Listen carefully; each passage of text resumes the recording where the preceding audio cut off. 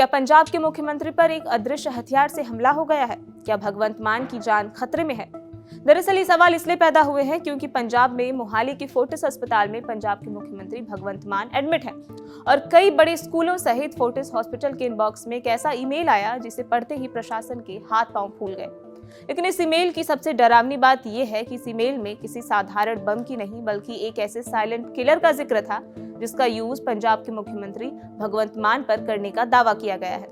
वो खतरनाक जहर जिसका नाम सुनकर दुनिया भर की खुफिया एजेंसियां कांप उठती हैं। सबकी नजर टिक गई उस ईमेल पर लिखे एक शब्द पर, पोलोनियम 210। ये वो जहर है जिसे ढूंढना किसी सुई को घास के ढेर में ढूंढने जैसा नामुमकिन है। पर समझिए ऐसा क्यों? आखिर पोलोनियम इतना खतरनाक क्यों है? विज्ञान की भाषा में कहें तो ये एक रेडियो एक्टिव एलिमेंट है जो साइनाइड से भी 2.5 लाख गुना ज्यादा जहरीला है। अगर इसकी एक चुटकी भी किसी के खाने या पीने में मिला दी जाए तो उसे ना इसका स्वाद आएगा, न गंध मिलेगी और न ही कोई साधारण मेडिकल टेस्ट उसे पकड़ पाएगा। लेकिन अगर ये बॉडी में चला गया तो शरीर के अंदर जाते ही ये अल्फा रेडिएशन उत्सर्जित करने लगता है। ये रेडिएशन सीधे इंसान की डीएनए को नष्ट कर देता है, इम्यून सिस्टम को पूरी तरह तबाह करने लगता है और शरीर के अंदरूनी अंगों को धीरे धीरे बर्न आउट करने लगता है।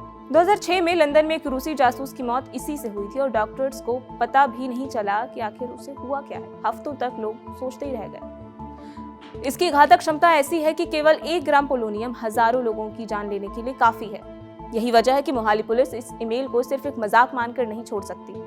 हालांकि मोहाली पुलिस को जांच में अब तक कुछ भी संदिग्ध नहीं मिला है और इसे एक होक्स यानी अफवाह माना जा रहा है। ये करीब सुबह 7:30 के बजे ईमेल्स पे स्कूल्स में थ्रेट कॉल आई थी कि मोहाली में जो फोर्टिस हॉस्पिटल है उसको उड़ाने की प्लान साजिश कर रहे हैं। तो उसके इमीडिएटली हमने जितनी भी हमारी एएस टीम्स हैं, 5 के करीबन जो एएस टीम्स हैं, हमने वो एक्टिव करके उनको इमीडिएटली रश कर दिया फोर्टिस हॉस्पिटल। हमने जो एसेंशियल सर्विसेज हैं उनको स्टॉप नहीं किया, हॉस्पिटल में कोई दिक्कत नहीं होने दी। जो नॉन एसेंशियल सर्विसेज हैं उनको स्टॉप करके एंटी सैबोटाज जो थॉरली चेक करवाया जो हॉस्पिटल्स का। और उसके अलावा क्योंकि स्कूल्स की ईमेल पे आई थी थ्रेट कॉल, तो as a matter of precaution हमने जो स्कूल्स हैं उनकी भी प्रॉपर एंटी सैबोटाज और थॉरो चेकिंग करवा ली। तो अभी तक हमें कोई भी ऐसी संदिग्ध चीज नहीं मिली है। मैं आपके माध्यम से बताना चाहूंगा कि जो पिछली भी थ्रेट कॉल आई थी उसमें जो टेक्निकल इन्वेस्टिगेशन वो अंडरवे थी। आईपी जो था वो यूएसए का था, ईमेल जो यूज हुई थी दैट वाज फ्रॉम बांग्लादेश।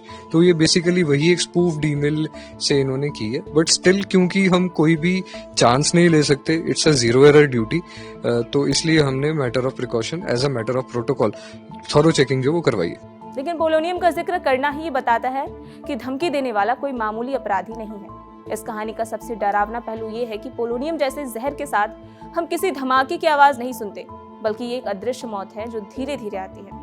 आज तो ये सिर्फ एक ईमेल की धमकी थी, लेकिन क्या हम ऐसी अदृश्य चुनौती के लिए तैयार हैं? मोहाली की एक घटना हमें इसी सवाल के साथ छोड़ जाती है कि क्या होगा अगर ये साइलेंट किलर वाकई किसी के हाथ लग जाए।